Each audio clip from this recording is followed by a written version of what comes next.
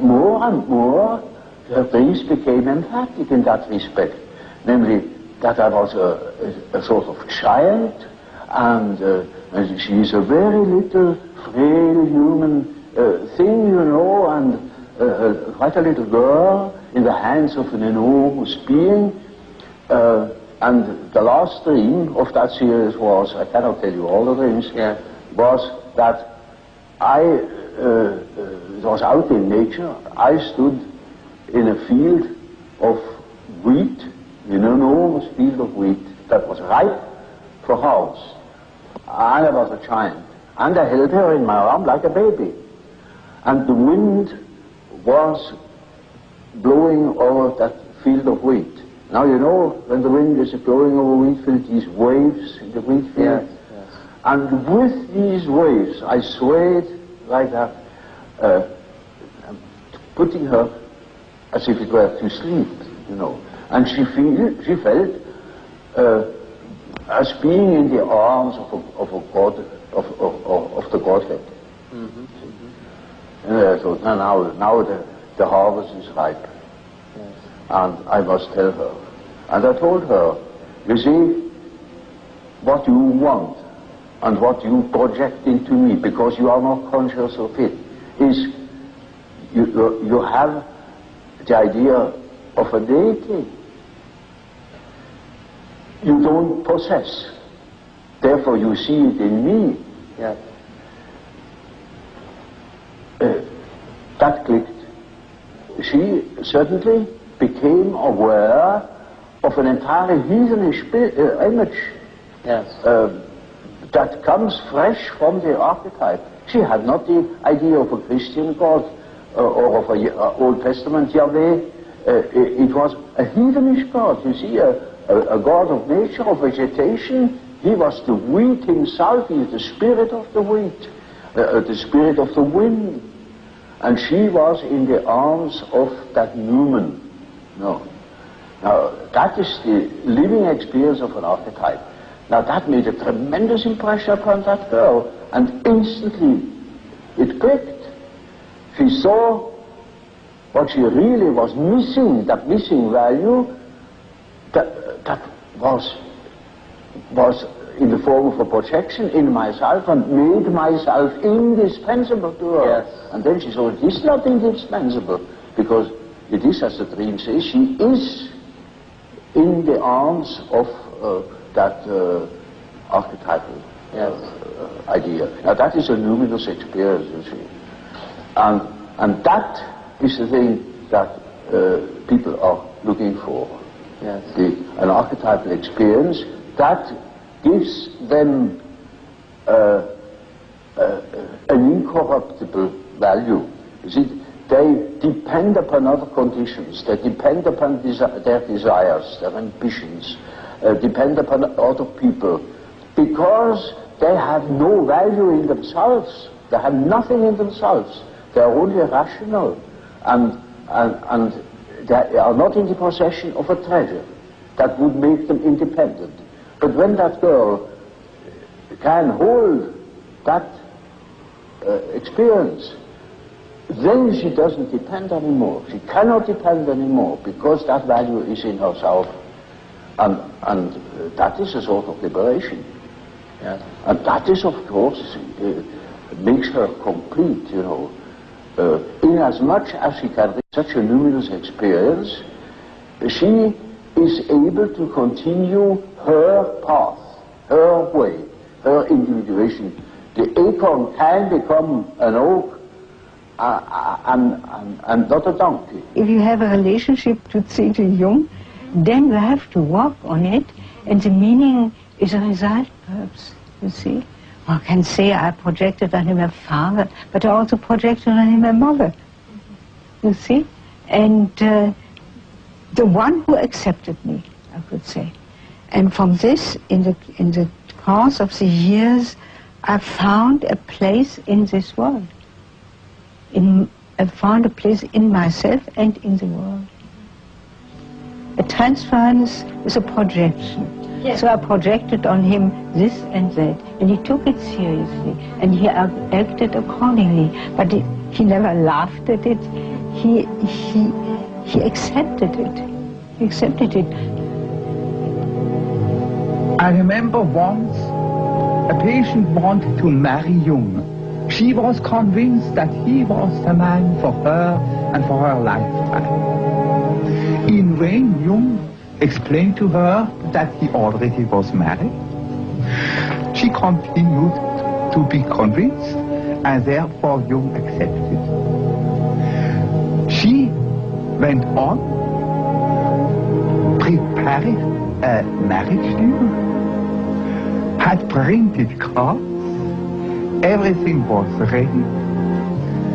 Jung continued to accept in full confidence of unconscious reactions coming from the patients or from him.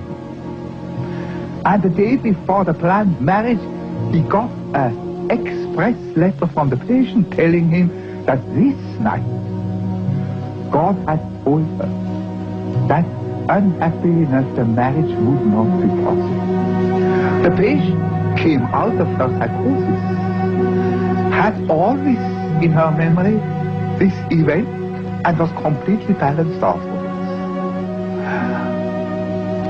That's how Jung handles the transference situation as a full reality, and having fully confidence in the unconscious, which would lead the patient and himself through the seemingly difficult situation.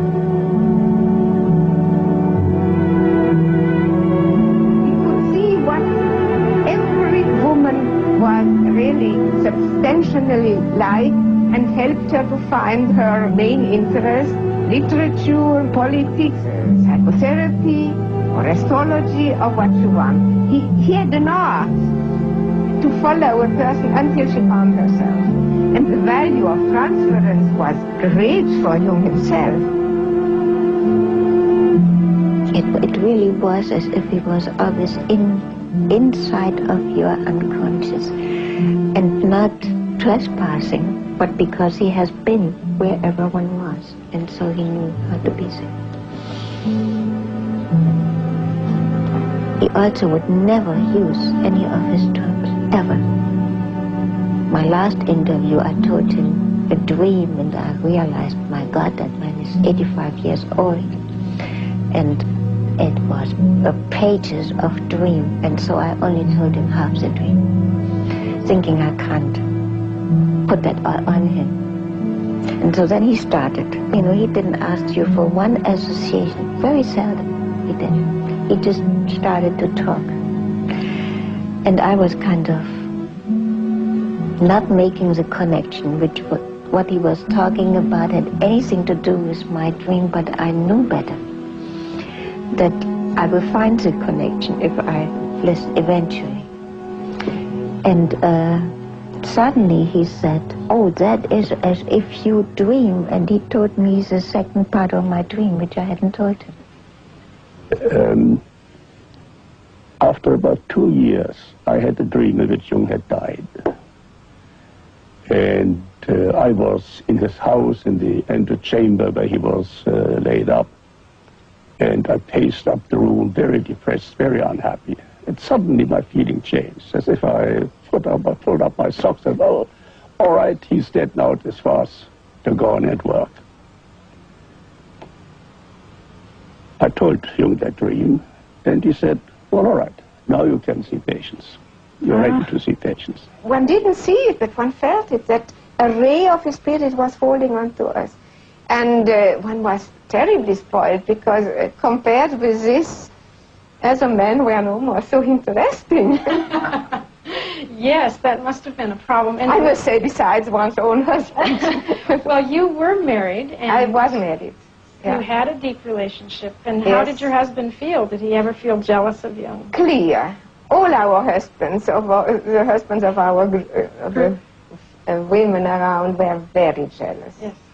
But since they knew, understand, that Jung was not falling into the traps and wishes of the women, so they had not to be really jealous, because Jung never misused his position and all these transferences.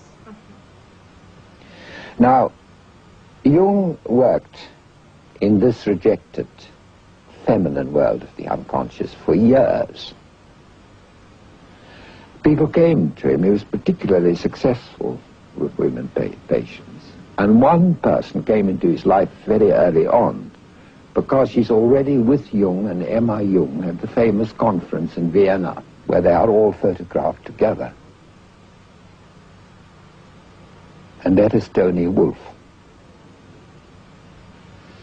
Well, all I can say is that, of course, she was a most extraordinary person, there's no doubt about that, and she was a great help to Jung, too. I mean, when it comes to psychological types, for instance, she played a very important part there. In his development of his ideas. He had all this knowledge in philosophy and so on and so forth. And she had been one of his patients to begin with. I see. Oh, yeah. And I remember he was very proud of the fact that he had succeeded in curing her. A lot of people who knew her said that they despaired of her ever recovering from whatever a psychological disturbance was. I think one must accept that it was profound enough to fit the rare, exceptional spirit she was, because in a sense, the rarer, the more exceptional the spirit, the deeper the psychological suffering. And Jung managed to bring her out of this, so that by the time of the famous Vienna conference, she was already an integrated working personality. And to me, that photograph is very moving, because the one who looks young, as if she's just been born, is Tony Wolff. She sits there with these large eyes. Jung had an instinct that what was wrong with life, what made life tear apart, made it incomplete, was because the feminine was rejected, driven insane, driven mad by a world of men, rejected by a masculine-dominated world. And that time when he let himself go, and when he landed deep down in what he came to call the collective unconscious, all this rejected feminine in himself confronted him. Tony Wolff was being analyzed by Jung. When Jung started to have his active imagination, it really got going and he got rather unstable. And that Tony Wolff simply said that she wasn't going to go on with her analysis with him and that she was going to have a relationship with him. And more or less, I gather, took him by the ear and did so. In this unfamiliar, terrifying underground of the collective unconscious, she was Jung's guide, to such an extent that she lived with him. And she took over the whole of the burden. And of course the tensions caused by that in Zurich and in the family must have been tremendous. She reflected his anima in a way that Mrs. Jung didn't. It was she who introduced him to all the Eastern things, Eastern spirituality, Eastern philosophy, and so on. They were lovers, I take it? Oh, yes. Yes. Emma knew of their relationship, but she didn't wish to divorce you. Oh, good gracious, no. It would never have entered her head. Yes. I mean, that wouldn't have been done. I mean, that's rather unusual. No, I don't think so. Not at that time. I mean, I don't even think nowadays. I mean, she had 4 children, and I don't think that Jung would have wanted a divorce at all. Well, perhaps this isn't really relevant, but not many women will countenance open infidelity.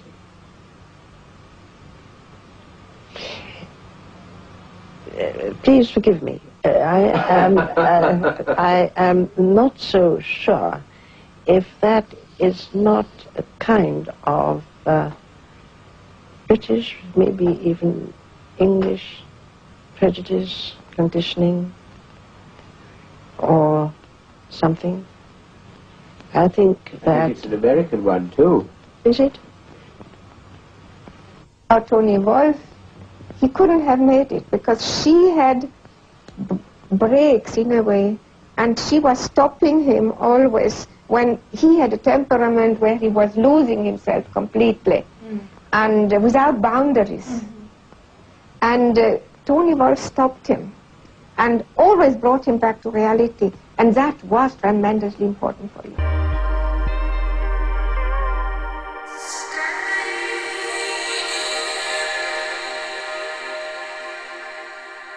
Being, and the last dream of that series was, I cannot tell you all the dreams, was that it was out in nature. I stood in a field of wheat, an enormous field of wheat that was ripe for harvest.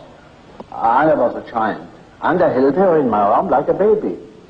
And the wind was blowing over that field of wheat. Now you know, when the wind is blowing over wheat field, these waves in the wheat field. Yes. And with these waves, I swayed like that. And more, the dreams became emphatic in that respect. Namely, that I was a sort of child, and she is a very little, frail human thing, you know, and quite a little girl in the hands of an enormous, putting her as if it were to sleep, you know. And she felt as being in the arms of a God, of the Godhead. And I thought, now the harvest is ripe. Yes. And I must tell her. And I told her, you see, what you want and what you project into me, because you are not conscious of it, is you have the idea of a deity you don't possess. Therefore,